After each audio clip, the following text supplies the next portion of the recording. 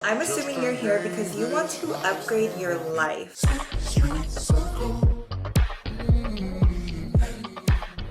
Hey guys, welcome to my channel. You're tired of being lazy, you're tired of not living a healthy lifestyle. I'm gonna put you guys on to 20 micro habits that have changed my life. The first habit that really changed a lot for me was to stop scrolling or to delete my social media apps. Watching reel after reel after reel, that is what's killing my brain cells, and it's probably killing yours too. This has been a game changer for me. I know what you're thinking, well, you do social media, so how do you not have the apps? Well, I only download the apps when I need to post. I'm not joking, you guys. Whenever I step away from social media, it helps me learn to find joy in the little things again. The everyday things like going outside and touching some grass or going on a walk. I'm sure a lot of you guys have seen that documentary on Netflix where it talks about social media and how it's literally created to be addictive. It's created to give you constant dopamine hits, whether it's through satisfying videos or likes or comments or small interaction. Everything is giving you a dopamine hit, which makes it 10 times harder to find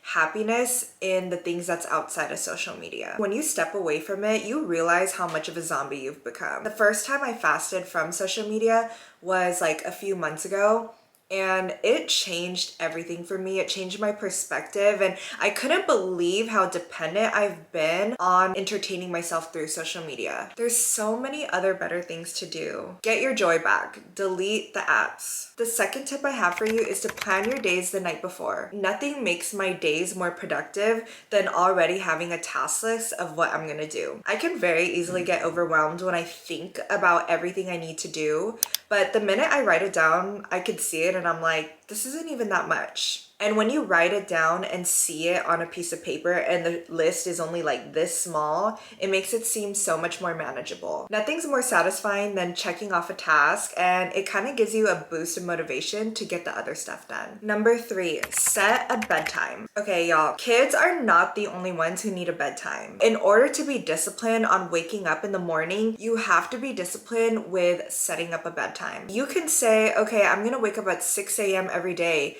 but if you're sleeping at 1 a.m., that's very unlikely that you're gonna keep up with your own schedule. When you don't get 8 hours of sleep, it's just not good for you. It's not good for your body, it's not good for your energy, and it's definitely not good for those eye bags. So I honestly try to go to bed by 9 to 10 p.m. As you go about your day and you have a bedtime in mind, it's almost like a time limit. It forces you to get things done during the day rather than put it off, because you know you have to be in bed in a certain time. So for me, if I want to go to sleep by 10 p.m., like I want to be KO'd by 10 p.m., that means that I'm going to start getting ready for bed around 8:30. When I was transitioning from partying a lot and going out to leveling up, setting that bedtime prevented me from getting into ratchet activities. Let's be for real. Because I was going to sleep early, I wasn't going out as much. I wasn't going to the bars. I wasn't going to the clubs, because we get to the clubs at 11. That's way past my bedtime. And that prevented me from drinking and doing extracurriculars that I did not need to be doing. You know what I mean? Oh my gosh.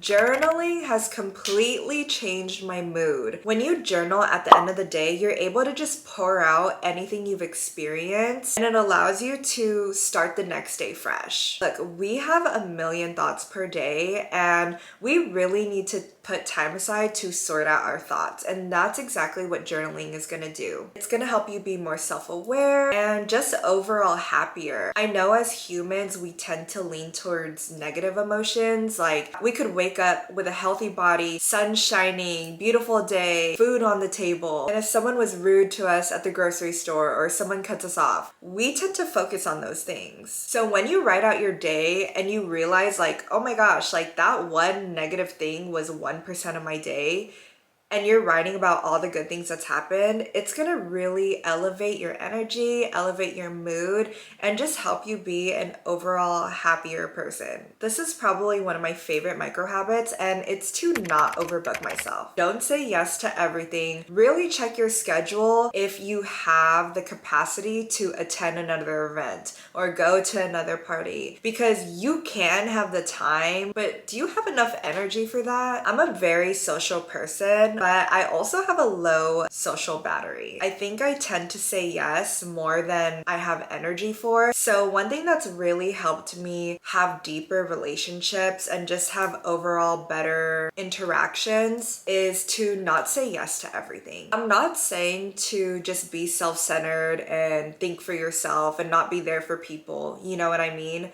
But what I am saying is that don't spread yourself so thin that you can't even be there for people fully. I had so many friends, I was going to so many events, but it was like I wasn't even able to steward those friendships very well because I was tending to so many different people. And I'm not saying cut people off. I'm saying limit the things that you do so that when you show up, you could show up 200%. Not only with friends, even for work. So social media is my full-time job. I get bombarded with emails of brands trying to work with me. And when I was first starting my career in this field, I was trying to say yes to everything because I wanted every opportunity. I wanted good relationships with all these companies. I was like, yes, like all money is good money. That's what I was thinking. But it got to a point where I was just spreading myself so thin that the quality of work was not very good. Once I took a step back and really chose which brands I wanted to work with, the quality of my work went up and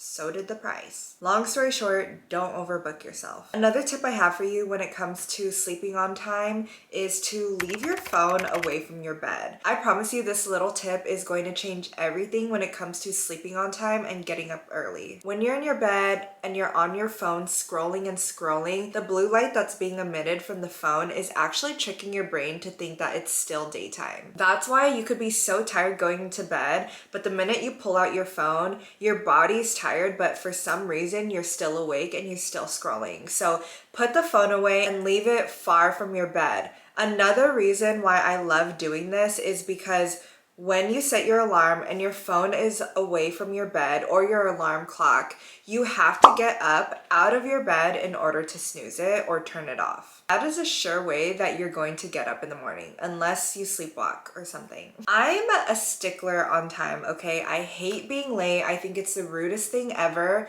So what I like to do to ensure that I'm always on time is to, right when I wake up, I'll literally put the address in to wherever I have to go in my GPS. Or before I even start getting ready for an event, I'll make sure I have the address in my GPS so it tells me exactly what time I'm gonna get there. The GPS is gonna factor in any traffic or delays or construction, so it's gonna give you a pretty accurate time of when you're actually gonna get there. As I'm going about my morning and I see the ETA on the GPS, I know exactly how much time I have to get ready. So no excuses on being late. I feel like when you look good, you do good. And you just walk into a room differently when you're feeling yourself. I don't know if it's just me, but whenever I like my outfit and I feel good, it makes me want to run more errands or actually get out of the house and get stuff done. Looking put together, having a good hygiene, doing your hair, just doing little things in the morning to elevate your look and make you feel good about yourself is just gonna improve your mood for the day, I promise you. It sounds so silly, but even when I'm working from home or going to a cafe to work, I even like to put on, I'm not gonna dress all fancy, but even putting on a cute little lounge outfit or a casual but put together outfit makes me do business a little bit differently. Like it gives me the confidence to just like up the price too when it comes to brokering myself deals with brands. It sounds ridiculous, but it just works. Another thing that really helps me be present is to be intentional with every interaction I have. When I'm at the grocery store and when I'm out and about, just like being intentional with the interactions you have really helps you stay in the moment, and you have no idea how much an interaction can bless someone and honestly even bless you. I'm from California, so it's very fast paced. Everybody is very kind of to themselves and a little bit selfish. So when you go out of your way to interact with someone and be genuinely interested in them, it's almost like a breath of fresh air. Most of the time the interactions are good. I'm not saying every interaction is gonna be amazing and happy, but most of those interactions I'll leave wherever I am just feeling so fulfilled and like I love humans, you know? Y'all might think I'm doing too much with this, but look, I'm a Christian, so I'm gonna keep it a buck. This thing has really changed my life, which is to protect my ear and eye gates. So I stopped consuming things, TV shows, music, all that type of stuff that is negatively affecting me. You really think that you could listen to Future day and night and that's not affecting you? Do this for me right now. Think about the most toxic guy you've ever been with. Who's his favorite rappers or artists? Is it Drake, Future, Brent Faiyaz? They all talk about like toxic things. I can even say when I was little, I would listen to sad songs or stuff about relationships and I felt like I was going through it. I wasn't going through anything. But music, the things that we see, the shows that we watch, the movies that we watch, it all affects us. So I cut out anything that I felt was bad for me. I only really listen to like faith-based podcasts, faith-based movies, Christian songs, gospel, worship, anything that's going to actually edify me or feed my soul. I forgot who said this, but I heard this, but music doesn't need permission to enter your spirit. There's really good, clean music out there. I'll go ahead and give you guys my playlist at some point. Not only music and shows, but even what are the people around you speaking about? Are they gossiping? Are they not encouraging? Are they always negative? These are all things that can really affect your energy and your mood. So you really want to be careful about what you're consuming and who you hang around with and what you're allowing to be spoken over you or around you or into you. Some of y'all might be thinking I'm doing too much, but try it for like 7 days and I promise you, you're gonna see such a difference. Even in the way that you act and in the way that you view things. Like I said, I am Christian, so of course I'm gonna put y'all on to some scripture and prayer in the morning. That is Mando. Spending time with God in the morning, praying and just sitting in silence with him really helps. Oh my gosh. Being in scripture in the morning has improved my mood so much and just helped me be equipped for my day. It never fails that whatever I read in the morning, I can use it throughout my day. Checking in with God first thing in the morning has really allowed me to honestly be a better person, like be more patient, be more kind, and just be more spirit-led. Like, God, what do you want me to do in the morning? It kind of makes things exciting too. Like, what are we gonna get into, Holy Spirit? You know what I mean? Now I'm gonna move on to more of the health micro habits. So you got to analyze and switch your workout. Personally, I get very bored of my workout. I switch out my workouts about every 2 months. I think it's so important that as you go about your fitness journey, that you actually enjoy fitness. So if that means switching up your workouts, maybe 1 week you're doing a walk, maybe one day you're doing hiking, maybe 1 week you're doing Pilates. Switching it up is really gonna help you just be excited about your fitness journey instead of like, ugh, another day at the gym. I primarily lift weights, and because of that, I always take the time to analyze where I am in my journey. About every 2 months, I'll switch up my workouts so that I'm hitting different muscle groups. And as you progress in your results and your fitness goals, your goals are gonna change. It's really important to push yourself by leveling up your goals. Maybe I'm doing the same workouts, but my goal is different. Like I wanna gain a certain amount of pounds. That is even exciting in itself. And I'm not saying like, oh my gosh, I wanna gain 10 pounds of muscle by next month. You don't have to go extreme. Even if you're like half a pound of muscle by next month, that makes the biggest difference. When you reach that small goal, it's gonna motivate you and be like, I hit it, now let's move on to the next level. Can I be real with y'all? Sometimes when I wake up, I don't want to go to the gym. I'm human too, okay? Especially in the morning, it's cold and my bed is warm and it's just really hard to get up sometimes. I notice that when I actually lay out my stuff, like my cute little outfit, I get excited to go to the gym when I see my outfit laid out for me. Setting my clothes and packing my gym bag the night before really helps my mornings go a lot smoother when it comes to getting me to the gym. When we have a task that we don't really want to do, like going to the gym, we definitely will use any little excuse to not go. Putting out your clothes is just one less thing that's gonna prevent you from not going to the gym. I don't know if this is considered a micro habit, but I think it is. I'm gonna be real, y'all. I am not rich. Meal prepping has 1, saved me so much money, and 2, helped my fitness journey so much. Especially when I'm trying to reach a goal, like I wanna lose fat or gain more muscle. Meal prepping saves me from going out and eating at places where I don't even know the macros or what they actually put in there. They could be putting the nastiest stuff. And it saves me so much time so I don't have to constantly be cooking. If you're a busy girl like me, you better meal prep. When people hear meal prep, I feel like y'all think about nasty, bland meals for a whole week, but I've been meal prepping for 3 days in advance. It's really hard for me to eat the same thing for a whole week. Meal prep doesn't gotta be nasty. I love to cook, so maybe I'll show you guys some of my meal prep recipes. Comment below if you'd like to see that. Drinking water. Okay, y'all.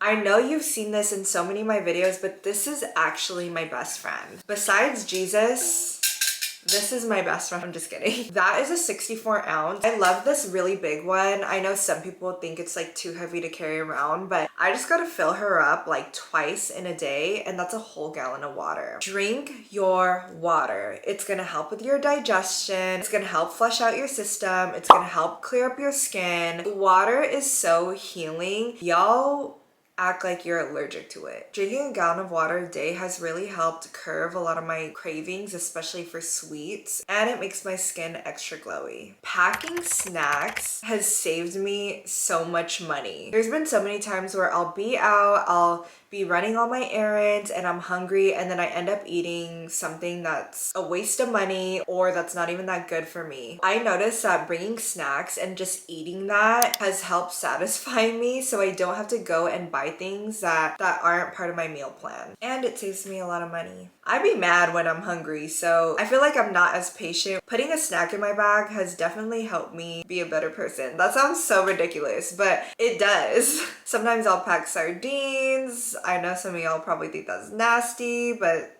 pretty girls eat sardines. I pack like little protein shakes, like anything that's gonna help fill me before I get home. Especially before I go grocery shopping, I like to eat my little snack or have a meal before I leave the house, because if I go to the grocery store and I'm hungry, sis, I'm buying that whole grocery store. One little thing that I added to my meal plan is to always include some pre or probiotic. Coconut cold yogurt, I'll drink some poppy, I'll eat some kimchi. These are really good for your gut, and I feel like 2024 has just been the year of gut healing. It's going to help with acne, it's going to help with inflammation in the body. It helps with so much. Adding kimchi or probiotic yogurt as a side dish to my meals has really helped with my overall health. Limit the amount of exercises you do per session. So before, when I used to go to the gym, I used to be at the gym for like hours and hours and hours trying to do 10 workouts like I was gonna leave the gym with a whole different body. From that, I actually learned that it was making me stagnant in my progress. And I actually limited myself to about 4 to 5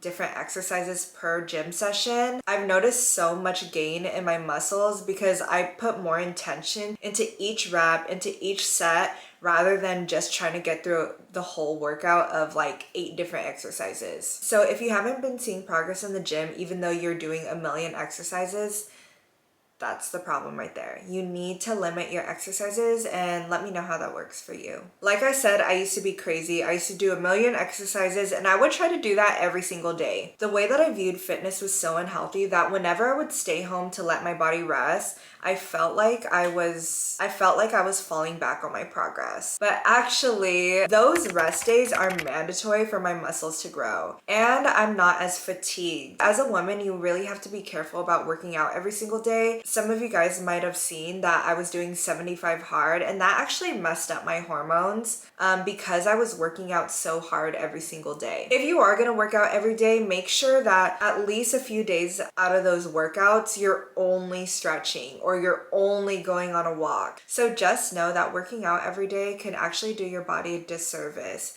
Allow your body to rest, allow your muscles to recover, and maximize your results. Some of y'all might have heard of bone broth and been wondering if it actually does anything, and I'm here to tell you and to testify that it's helped me. It's really helped my gut health. It's helped flush out my body. I really struggle with digestion. Like, I'm constantly constipated. Like, let me keep it a buck here. Bone broth has really helped my digestion. Just helps get things going first thing in the morning. And it helps boost collagen, so it's got my skin looking real bright. And those are all my micro habits. I hope you guys enjoyed this video. Don't forget to like, comment, and subscribe, and let me know what other content you guys want to see. Some beauty content, some faith-based content, maybe some content of my meal prep. Let me know. I'm just here to help you guys. Love you guys.